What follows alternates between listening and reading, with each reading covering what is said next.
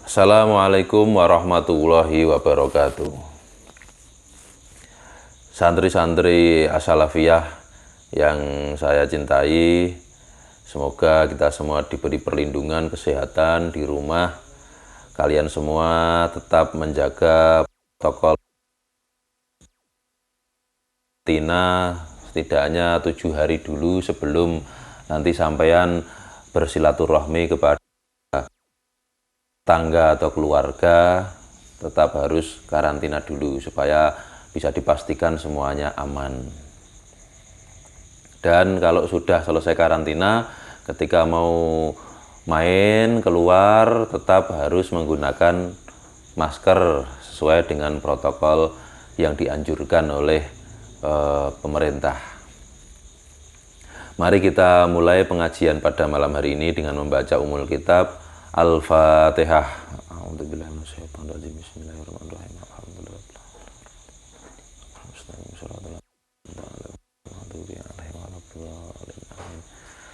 Bismillahirrahmanirrahim. Wa man mata wa alaihi syiamun fa'idun min ramadhana bi'udrin kaman aftara fihi limaradin wa lam yatamakan min qadaihi.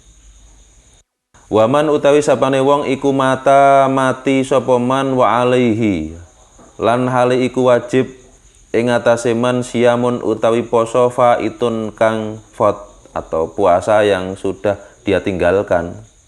Ada orang mati punya tanggungan puasa yang ditinggalkan. Min Ramadhana saking wulan Ramadan biudrin sebab ono udzur, dia meninggalkan puasanya itu karena ada udzur. Contohnya kaman kaya wong aftara kang buka sapa man fihi ing dalem Ramadan limaradin krana lara, seperti orang yang tidak puasa karena sakit. Ini karena udurnya berupa sakit. Walam yatamakan lan rakongang sapa man min qadaihi saking ngodoni saum, dia tidak mampu, tidak punya kesempatan untuk mengqadai karena sakitnya itu terus menerus.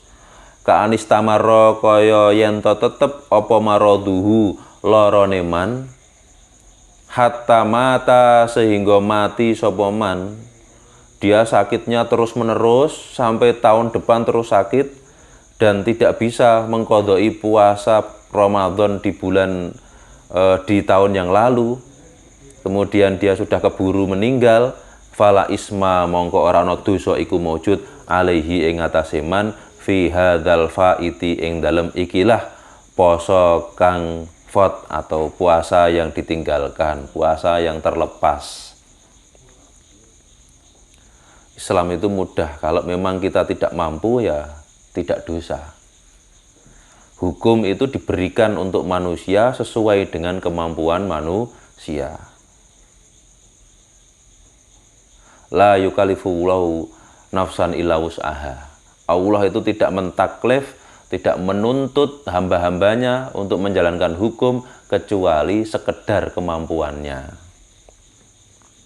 Dalam ayat lain juga disebutkan yuridullahu bikumul yusra wala yuridu bikumul usra. Allah itu menghendaki kita yang mudah-mudah dan tidak mempersulit kita. Allah tidak menghendaki mempersulit hambanya.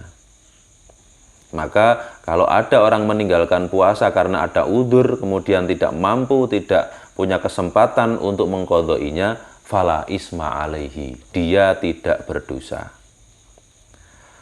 Wala tadarrukalan ora ana nyusuli iku maujud lahu keduwe man bil fidyati kelawan bayar fidyah. Dan tidak ada pembayaran fidyah karena puasanya tadi ditinggalkan karena ada udzur. Sekarang kalau tidak ada udzur bagaimana? Wa in fata lamun fat apa saum, kalau puasanya terlepas ditinggalkan bihoiri udrin kelawan tanpa udzur, wa matalan mati sapa man qabla tamakuni ing dalem sadurunge kongang min qadaihi saking ngodoni saum. Kalau ada orang tidak puasa tanpa udzur, hanya menuruti nafsu, wah saya lapar, saya haus, makan saja, minum saja. Kemudian dia tidak punya kesempatan untuk mengqadai puasanya sampai ketemu dengan bulan Ramadan yang akan datang, lalu sebelum itu dia sudah mati duluan sebelum mengqadai puasanya, maka hukumannya adalah at'ama, mongko aweh mang sapa wali anhu sanggeng man. Ai ahroja tegese ngetokake sapa al waliyu wali anil mayiti sanggeng mayit mintir katihi sanggeng bondo tinggalane mayit. Maka walinya, keluarganya mengeluarkan uang untuk memberikan makanan yang diserahkan kepada fakir miskin, diambil dari harta tinggalannya, harta warisannya. Berapa jumlah yang harus disiapkan untuk diberikan kepada fakir miskin? Likulli yaumin iku kedue saben-saben dina fata kang fot apa yaum mudu to'amin utawi sakmute panganan 2,5 kilo sampai 3 kiloan. Wahua utawi mut iku ritlun sak ritel wasulusun lan sepertelu bil bahdadi kelawan takeran bangsa Baghdad. Kalau takaran di sini ya 2,5 kilo sampai 3 kiloan. Wahwa utawi ritel iku bil kaili kelawan takeran. Wahwa utawi ritel bil kaili kelawan takeran iku nisfu qadahin, separone wadah misriyin kang bangsa Mesir. 2,5 kilo itu kalau diukur dengan ukuran Mesir hanya separuh wadah ukuran yang berlaku di Mesir. Berarti ukurannya di Mesir itu per 5 kilo, sehingga separuh ukurannya itu 2,5 kilo. Wama utawi perkara dzakarahu kang nutur ing ma sapa al musannifu musannif, huwa yoma iku al qaulu pendapat al jadidu kang anyar. Yang disampaikan oleh pengarang dalam kitab ini adalah pendapat barunya Imam Syafi'i. Wal qadimu utawi pendapat kang lama, pendapat kang suwe, kang dingin, iku la yata'ayyanu ora dadi tertentu apa al it'amu aweh panganan. Bal yajuju balik wenang lil wali kedue wali aidon halimaneh apa ayyasuma yanto poso sapa wali anhu sanging mayit. Bal yusanu balik den sunahake lahu kedue wali apa dzalika mengkono-mengkono saum. Jadi kalau dia dulu meninggalkan puasanya itu 5 hari, maka setiap 1 hari 1 mut dikalikan 5 berarti 5 bingkisan beras. Berarti kalau 2,5 kilo kalikan 5, 15 berapa? 12,5 kilo. Dia harus memberikan 12,5 kilo jika tidak puasa 5 hari. Kalau tidak puasanya 2 hari ya 2,5 kilo kalikan 2 berarti 5 kilo. Dan terus kelipatannya. Setiap 1 hari walinya atau ahli warisnya itu membayarkan fidyah 2,5 kilo untuk setiap 1 hari yang ditinggalkan. Untuk setiap 1 hari yang tidak dikerjakan puasanya. Ya, sudah jelas nggih iki. Intinya kalau meninggalkan 1 hari tidak puasa 1 mut, meninggalkan 2 hari tidak puasa berarti 2 mut. Nah, 2 mut itu 5 kiloan, 3 mut 7,5 kilo dan seterusnya.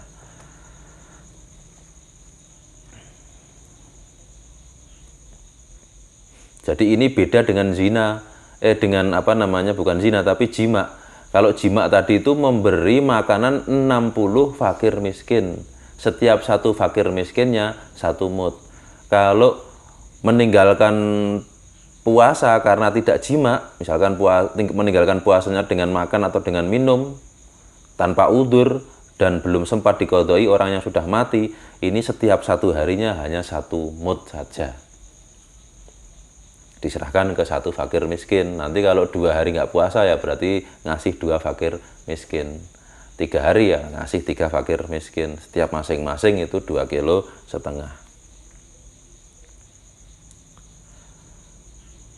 Nah, kemudian ada 2 kaul di sini.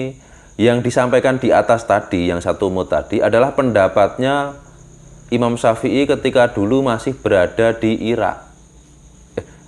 Pendapatnya Imam Syafi'i ketika sudah berada di Mesir. Jadi Imam Syafi'i itu punya 2 pendapat. Qaul qadim, pendapat lama, yaitu saat Imam Syafi'i berada di Irak. Yang kedua adalah qaul jadid, pendapat baru, yaitu ketika Imam Syafi'i berada di Mesir. Jadi Imam Syafi'i itu pertama dia mencari ilmu di mana? Mencari ilmu di Madinah, berguru kepada Imam Malik. Nah, Imam Syafi'i sendiri berasal dari Yerusalem, dari Palestina sekarang itu. Kemudian mencari ilmu di Madinah, berguru kepada Imam Malik. Kemudian setelah sudah menjadi ahli hadis, beliau kemudian ke Irak, berguru kepada muridnya Abu Hanifah, kalau tidak salah namanya Abu Yusuf.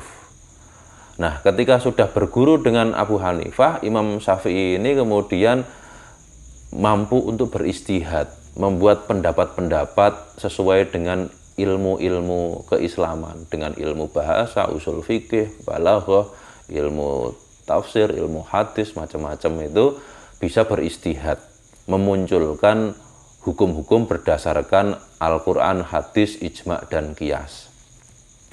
Itu ketika di Baghdad. Nah, kemudian ketika pergi ke Mesir, ternyata Imam Syafi'i menemukan adanya budaya baru. Antara budaya di Baghdad dengan di Mesir itu ada perbedaan. Sehingga pendapatnya Imam Syafi'i juga ada yang berubah menyesuaikan kondisi dan situasi. Nah, barangkali kalau Imam Syafi'i itu sempat ke Indonesia, ya mungkin ada lagi kaul yang lebih baru. Ada kaul qadim, ada kaul jadid, ada kaul yang hadis, misalkan kaul yang modern, yang lebih baru. Nah, ini sekaligus pelajaran untuk kita bahwa hukum fikih itu sangat dinamis. Hukum fikih itu dapat berubah-ubah menyesuaikan kondisi dan situasi. Imam Syafi'i saja dari Irak ke Mesir pendapatnya ada yang dirubah.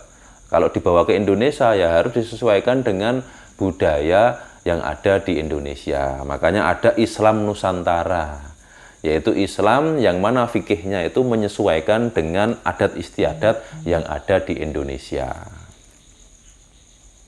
Pakai sarung, nah, ini menutupi aurat tak pakai sarung. Sarung ini syar'an sudah sesuai dengan syariat menutup aurat. Tapi kalau sampean di Timur Tengah nggak ada orang sarungan. Malah di sana itu ada tradisi menggunakan sarung itu adalah tradisi yang berniat mau menggauli istrinya, mau menafkahi batin istrinya, biasanya pakai sarung. Jadi sarung itu digunakan oleh pasangan suami istri sebelum melakukan hubungan biologis. Nah, kalau sampean di sana pakai sarung kemudian ke masjid, dikira ini bukan tempatnya untuk berhubungan suami istri, ini kok sampean pakai sarung, ini melecehkan masjid. Jadi pakai sarung di sana malah bisa dituduh melecehkan masjid. Padahal pakai sarung di sini sangat sopan sekali.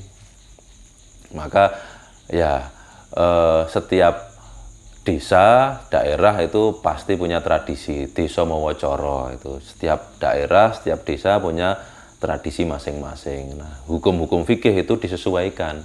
Membayar zakat itu kalau di Mekah sana ya dulu pakai kurma.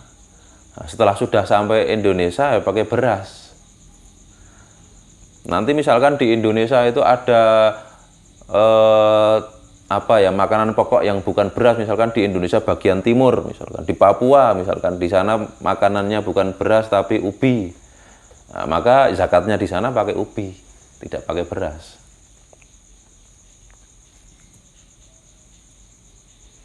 Kemudian zaman sekarang ini sudah zamannya transfer, ya sudah zakatnya ditransfer pakai mazhabnya Abu Hanifah. Inilah fikih yang bisa selalu mengikuti perkembangan zaman jika ada pembaharuan fikih.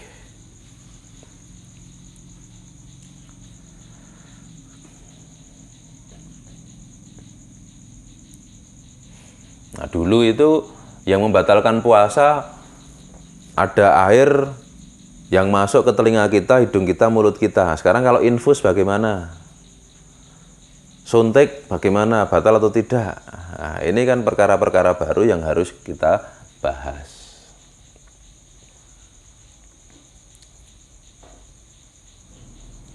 Kita lanjutkan pelajarannya.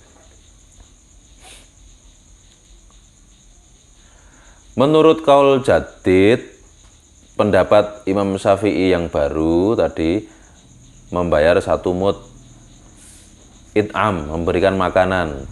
Tapi kalau menurut kaul qadim, kaul yang lama, tidak harus memberi makanan, tetapi disunahkan ahli warisnya berpuasa, di mana puasanya itu untuk melunasi tanggungan puasanya almarhum almarhumah.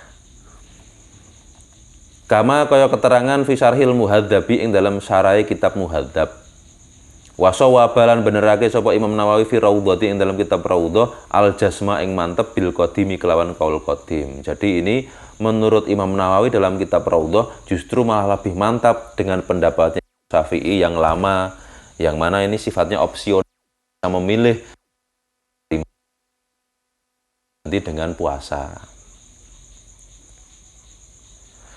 Wasaihu utawi wong tuwa al haramu kang pikun, orang tua yang pikun, wal ajuzu lan wadon nini nenek-nenek, wal maridu lan wong kang loro alladzi rupane marid la yurja, kang ora bisa den arep-arep apa buruhu warase marid.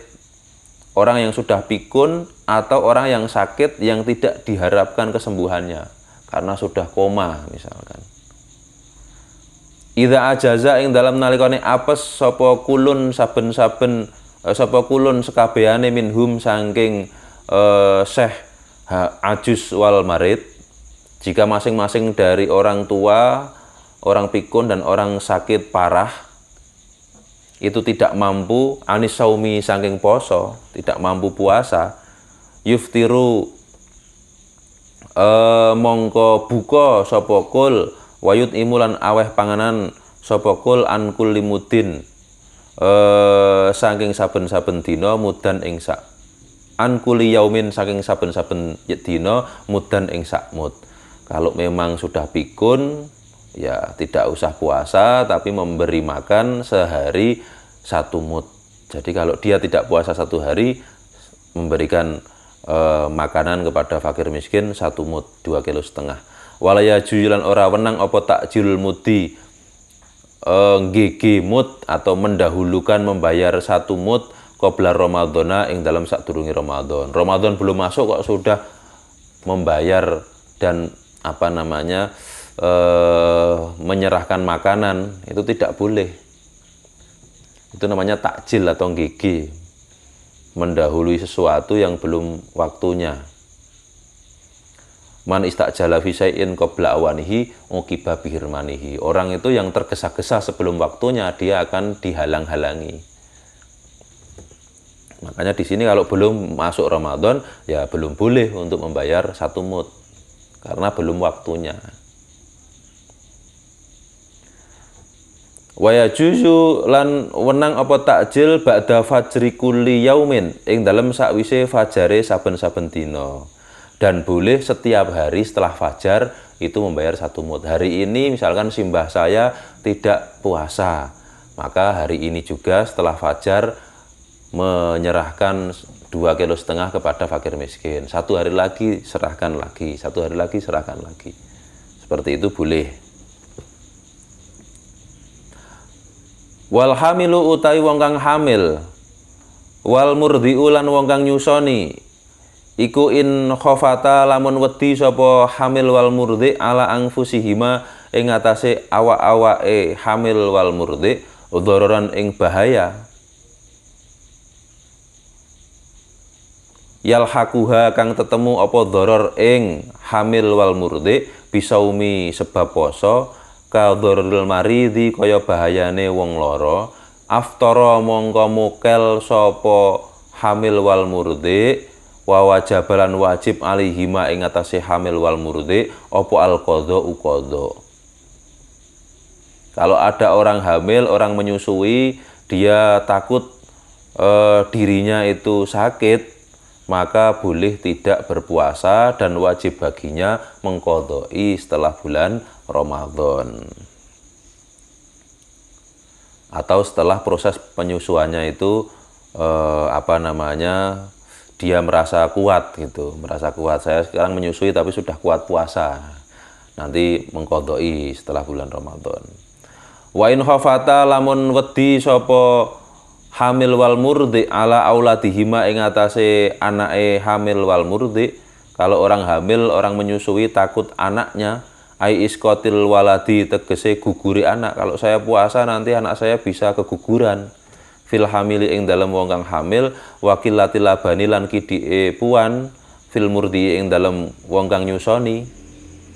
Orang yang hamil takut keguguran, orang yang menyusui takut susunya sedikit sehingga anaknya kasihan.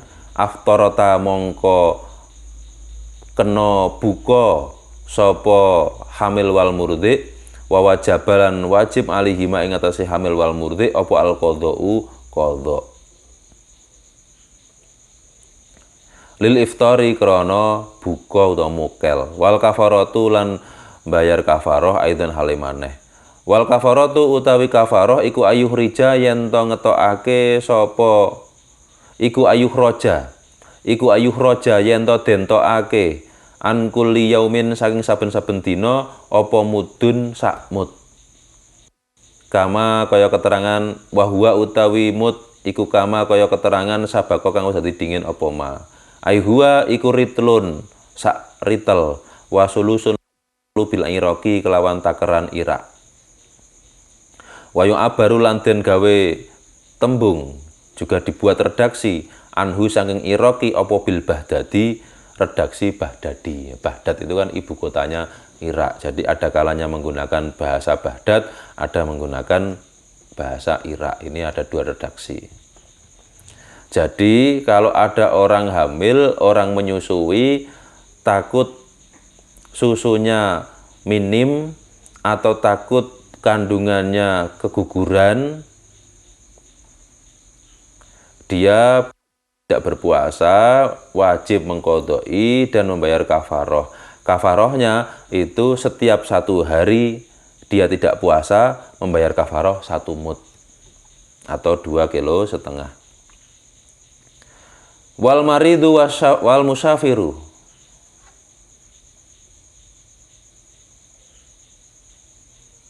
Ini waktunya sudah habis, akan kita lanjutkan di pertemuan yang akan datang.